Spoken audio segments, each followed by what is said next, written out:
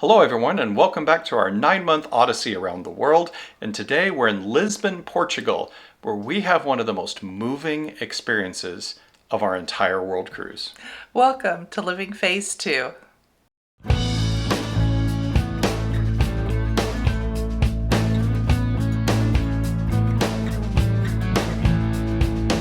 Hi, I'm Mike. And I'm Nancy, and we're empty nesters striving to live life to the fullest. And we are living that full life going all the way around the world, spending 9 months doing it on Royal Caribbean's ultimate world cruise. Well, we sure are, friends, and today we're in Lisbon, Portugal. Now, Lisbon is kind of in central Portugal, and our ship gives us the most beautiful sail in. So, friends, if you're coming into Lisbon on a cruise ship, get up early and watch that sail in, because we passed by the statue of Christ the King. We were able to see the Belém Tower.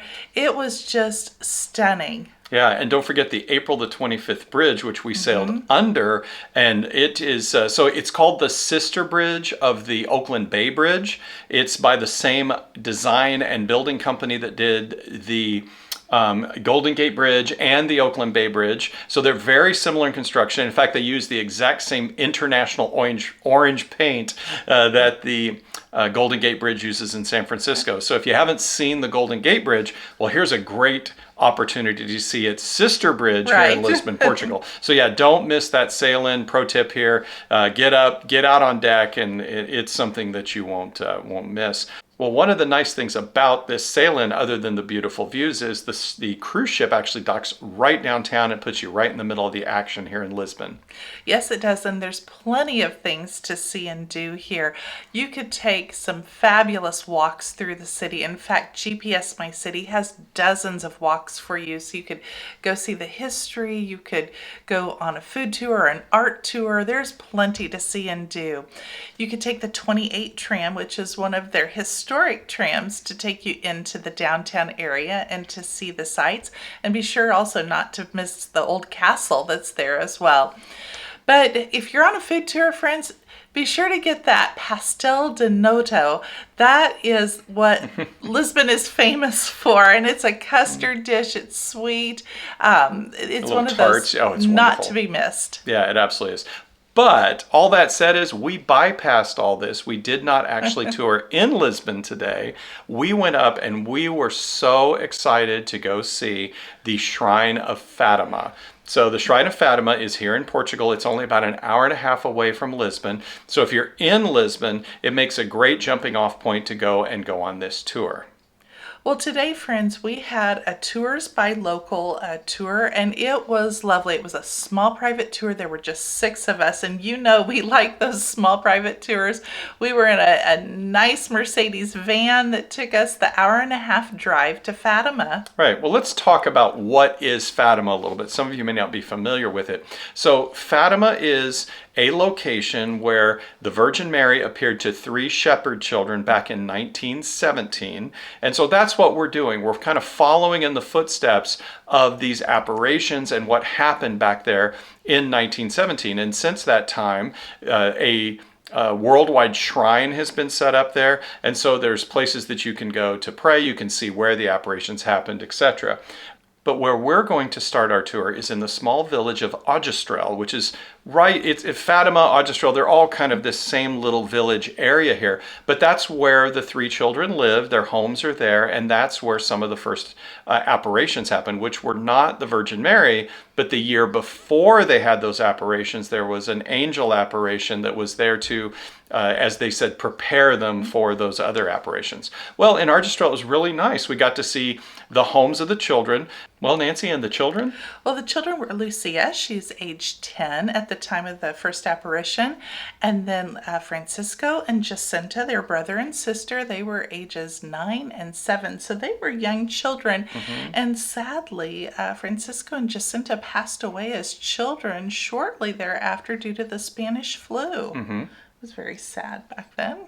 Now, Lucia passed away at age 97, so she lived a nice long life, and she has written a lot about the apparitions and all of this, and they consider her writings to be the definitive works. Right, right. And I also think it's interesting that here you had these young children and they never recounted what they said.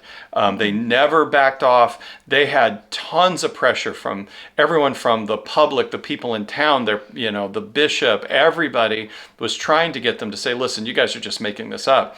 And they never recounted it, all the way back when Francisco and Jacinta passed away. They, all the way to their deathbed, they held firm on their story. And same with Lucia when she passed away in 2005. It's just amazing that they never did change their story, not at all, the whole time. When they were very pressured. Yes, they were. Well, what happened? Let's talk a little bit as you're seeing the scenes in the town. So one of the big things in their hometown there, this is where the year before the Virgin Mary appeared to them, that an angel came to prepare them, and there was a small little glade and a tree there, and there's some statues that commemorate where that angel came and appeared to them over that time in 1916. But then, the next year, the children would take the sheep out. They would walk about 30 minutes away from their home out into the fields.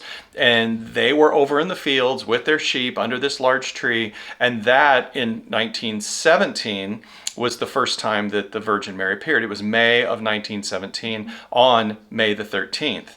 And so May the 13th was the first apparition. And, they saw this, they reported it. And then what happened is every month on the 13th, all the way to the month of October, once a month, they'd go back to this spot and the Virgin Mary would appear to them. Now, the interesting part was people started following them, and people started coming to this grove of trees, and the children would kneel down. They said, well, there's the Virgin Mary. She's appearing to us, and no one else could see it. And so they started praying, saying, listen, people are thinking we're crazy. No one else can see this. Please give us a sign. Please give a sign that somebody else can see. And in October of 2017, the dancing of the sun occurred, and this was a massive miracle. There were actually 70,000 people in that field with those 3 young children. And for a period of time, the sun danced around the sky. There was fire in the sky. There was all these things, and all these strange things occurred. And this isn't... People thought the world was coming to an end. They did. This isn't like in the 1200s or 1500s. I mean, this is 1917, and there are photographs of the people in this, in this field, and everybody saw this. And then that was the last time that the Virgin Mary appeared to them. So it's quite an amazing story, quite a thing to go see, especially for people of faith to go see. And that's what we did. That's why we were here, special. and that's what Fatima's all about. Well, that's the Cliff Notes version of what happened at Fatima and why this shrine is here. Well, in the village of Argestrel, we did walk around. We saw all the homes, as we mentioned. What we found very interesting is relatives of the 3 children still live in this town. They actually operate some shops and things here. We did see one of their... Yep, yes. We got to meet one of the relatives as well. She operates a small shop there. And it was really actually quite fascinating to see this living history of something that really, only occurred 100 years ago. That's very special. Well, after touring their homes in Argestrel, seeing the shops, just kind of walking through the village a little bit, we got back in our van and took the very short 10-minute drive over to the shrine. Now, little pro tip here, if you have the time, which of course, our time was very staged and limited with our tour, it's a wonderful thing. There's a walking path that goes from Argestrel that goes to the shrine. So it's the path that the children would have taken the sheep out, and where they would have went the first time that they saw them. Fun. Yes, yeah, it would have been really nice. And there's little shrines and things to see along the way. And that takes about a half hour. But we took the van. There's a very large parking lot there.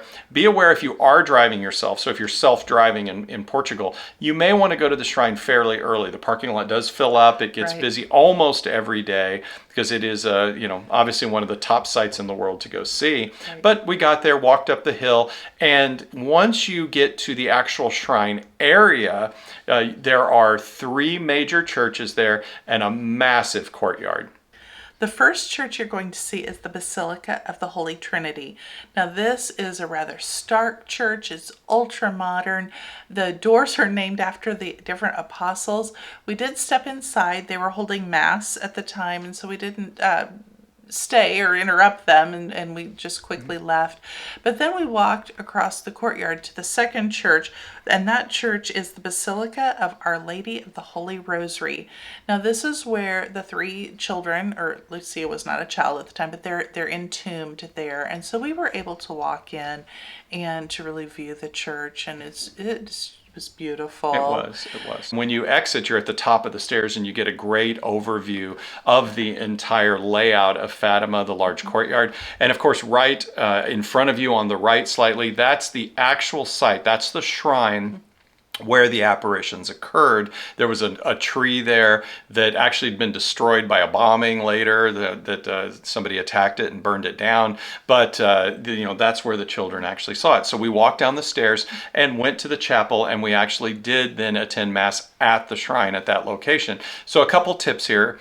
If you are going to attend Mass there, make sure that you go early, quite a bit before the time, because it's not a lot of room to sit down in there, especially if you need to sit down during Mass, because of health reasons or whatever. And it is going to be in Portuguese, so they have an occasional Mass in English, but most of the Masses are going to be in Portuguese. And another little tip is after Mass, a little pro tip here, you can go back behind the shrine, and there will be one of the people that work at the shrine or one of the priests back there. And if you write down an intention, they will actually then take that intention, and they will put it, they'll slide it into a little slot at the base of the statue of Mary with a prayer for her intercession and her prayers for your intention. So that was really nice, going to Mass and seeing all that. It was a very moving experience. It really was. And if you want to attend confession, there's confessions going on almost all the time back at Our Lady of the Rosary. And you just go to the back of the church and down a few steps, and you'll see where all the times are listed. And there's rosaries being said almost continuously at one of the three locations. Right, and same with Masses. Yes. I mean, Masses start at 7:30 in the morning and they go all the way to about 6:30 at night. And they have different things, like they'll have a full procession on Sunday and things like that. So there's a large announcement board that'll show you when everything is going on, so you can plan your day there. Well, after Mass at the chapel, we did one of the things that is very, very common and popular to do there, and that's to light a candle. The candles are just a few euros each. Now, the line can be long to light the candle. The flame is quite large. I was a little bit intimidated there. This was not like Montserrat. There's a lot of heat coming out of all those flames, so thank you for lighting my candle for me. Right, they actually have a pyre versus having, just where you go and light a candle and sit it down. So once you put your candle into the pyre that's burning, then the pyre consumes the candle, and then it's open for the next person to come in, and the next and the next. So yeah, it was different than any other candle lighting experience we've ever had. But it was still very special, a special way to, to mention our intentions and all. Yeah, I agree. I liked it. And then after that, we just walked around town for a little bit, did just a bit of shopping. But it was time to head back to the ship, time to go back to the port. So we got back in the van and took that hour and a half drive, but the tour was wonderful. We're going to put a link down below in the description of the tours by locals, in the guide that we had, because she really was fabulous. She was knowledgeable, and I would highly recommend her. Yeah, absolutely. It was great. Yes. Well, would you come back to Fatima? Oh my gosh, yes. Yeah. I loved it. It was a very, very special time for me. Yeah, we've said that many times in some places. This is a place that you could really come back on your own. And it's very easy to drive in Europe and Portugal. Come back on your own and spend a full day to where you could actually walk the path of the children and really not have to worry about schedules and things. I absolutely agree. And Portugal overall so far has been 10 out of 10 stars for us. Yeah. And since we really didn't get to see Lisbon, I can't wait to come back and actually tour Lisbon. It's a wonderful city. So agreed. Well, where are we heading tomorrow? Well, we're going to Porto, Portugal. And what are we going to do there, Mike? We are going to go on a port wine tour. So we're going to do some wine tasting. What else would you do in Porto? And then we go on a wonderful river cruise, which actually there are multiple day river cruises here, but we're going to go on a small little day cruise there as well. And just The sights and the wine and everything is beautiful. You're going to like this one. All right, friends, thanks so much. Be sure to like, subscribe, turn on those notifications. We appreciate each and every one of you, and we will see you very soon. Have a beautiful day. Bye-bye. Bye-bye.